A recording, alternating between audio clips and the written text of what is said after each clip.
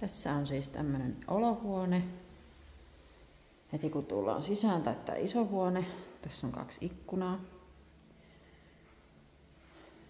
Ja sitten täällä on kylppäri.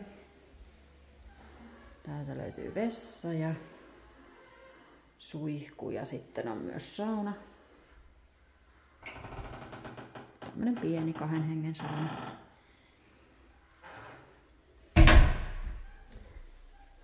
On jonkun verran tuolla kaappitilaa. Tässä on tämmönen iso kaappi kattavasti.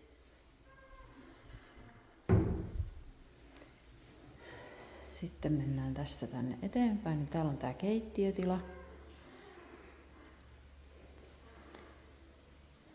On jääkaappipakastin tämmönen puolikas.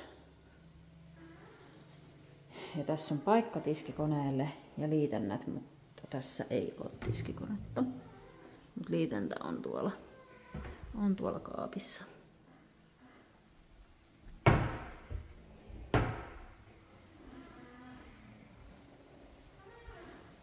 Ja sitten tästä päästään tänne parvelle.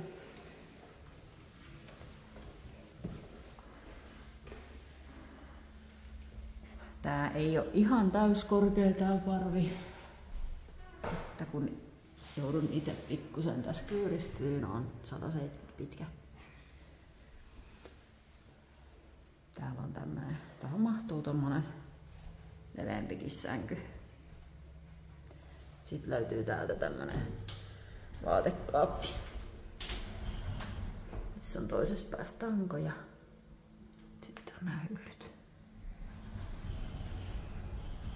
Ja sitten on peiliovet siinä.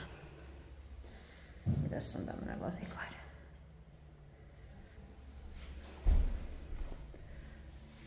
Täältä näkyy myös vielä sitten. Tässä on tää päätila. Eli kaikki on yhteydessä toisiinsa. Yhtä tilaa koko paikka. Sitten tästä voin näyttää vielä ton ulkovaraston. Eli täällä on tämmönen kylmävarasto.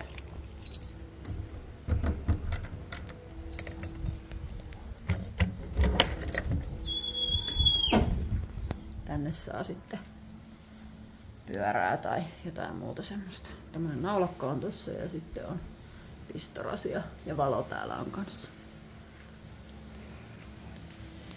Semmonen asunto.